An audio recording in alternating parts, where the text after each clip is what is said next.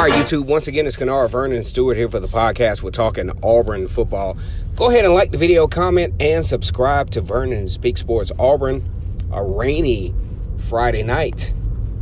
And as always, it's great to be an Auburn Tiger, War Eagle. Very challenging times, especially for most of the teams in the SEC. And at times, I just don't think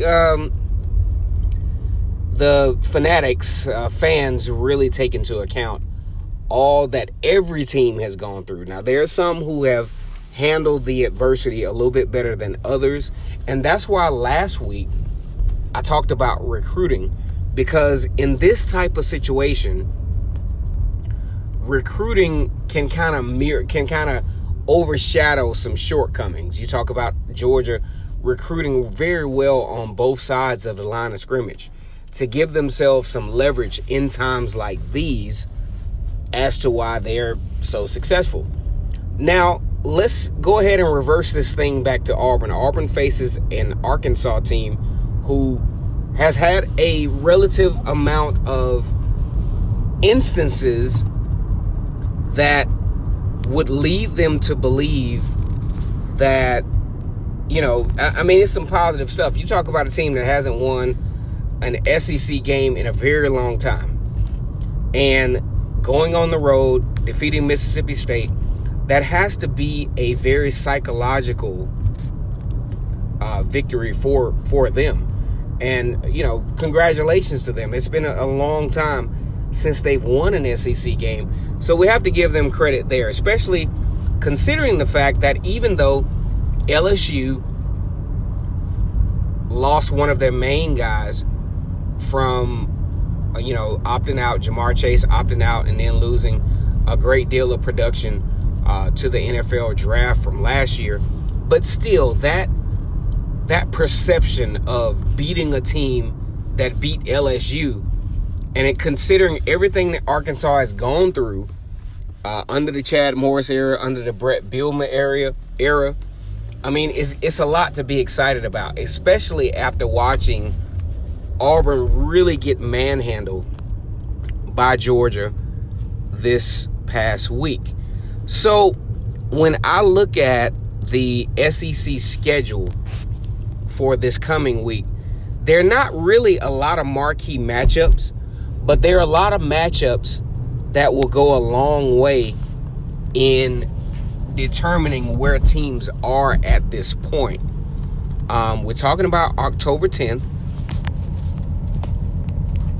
We're talking about matchups between South Carolina and Vanderbilt, which I think this is really, really, truly a must-win game for Will Muschamp.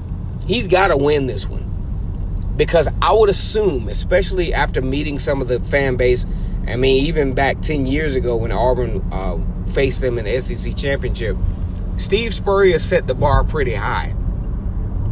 And Will Muschamp has just not been able to get it done. And a loss to Vanderbilt would be absolutely lethal to this football team and to this program.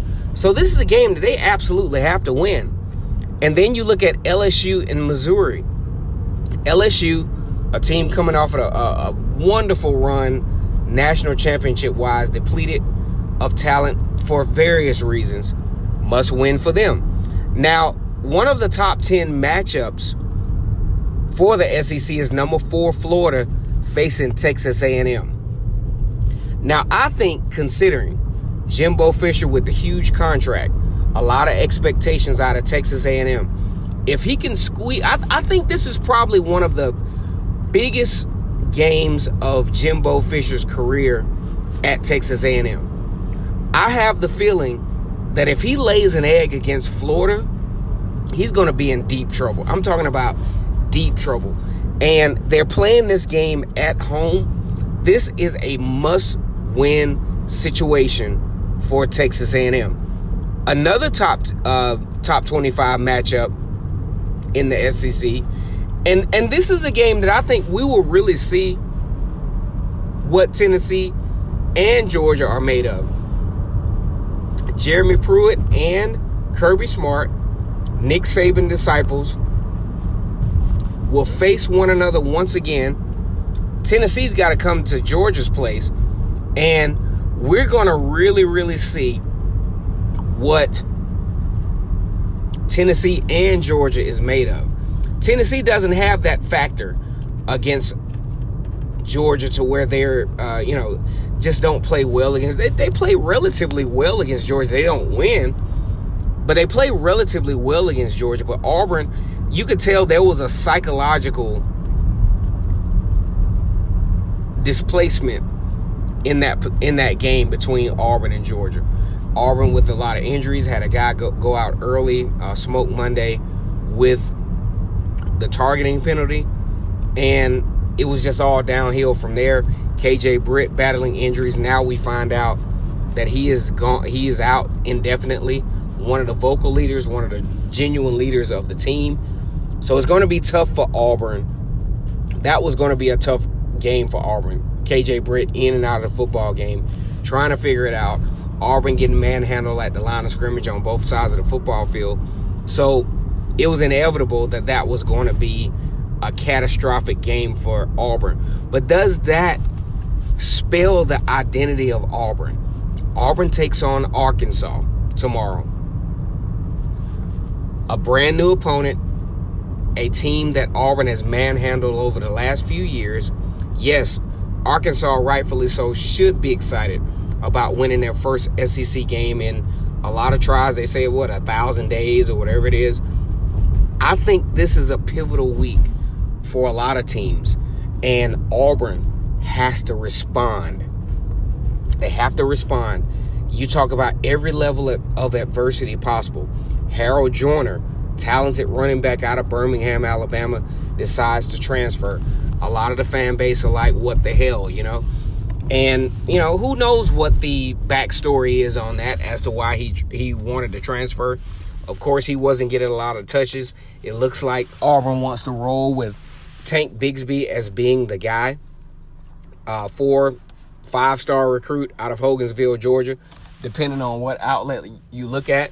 It looks like Auburn is really shifting towards Tank Bigsby being the guy. So if I'm Harold Joyner and I see that, Auburn is not going to give me the opportunity to accentuate whatever my talent will be, why not hit the road? A lot of the fan base are like, here we go. Man, look, guys, these guys do what's best for them. And no running back that feels that he has the talent, just like Boobie Whitlow, he saw the writing. It's all about writing on the wall. He saw the writing on the wall to say, you know what? This program is not, I'm not a fit in this program's future.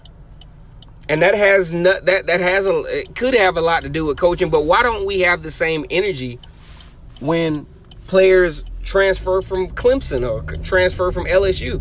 These guys have to do what's best for them and their careers. Same way with Malik Willis. Malik Willis had to do what's best for his career. The Auburn coaching staff let it be known that Bo Nix was the future, and you just have to respect that, and it is what it is. I don't agree with it, but it's the reality. Auburn has a pivotal matchup here against Arkansas. This is a game that Auburn absolutely cannot lose, period. If they do, this will spell, in a way, doomsday for the Tigers. Kind of like when we go back to all of the years that, like, Gene Chizik and Tommy Tuberville and other coaches that coached in the Auburn era that had that one year that was a doomsday. And Auburn has to win this game to keep this from happening. I picked Auburn to win 28-17. I think Auburn has a little bit more talent than Arkansas. These guys are very excited, and rightfully so. But Auburn has to show up and really find a way to dominate the line of scrimmage on both sides of the football field, or else this is going to be the beginning of the end of possibly the Gus Malzahn era at Auburn. All right, guys, like the video, comment, and subscribe to Vernon Speaks Sports Auburn. As always, it's great to be an Auburn Tiger, War Eagle.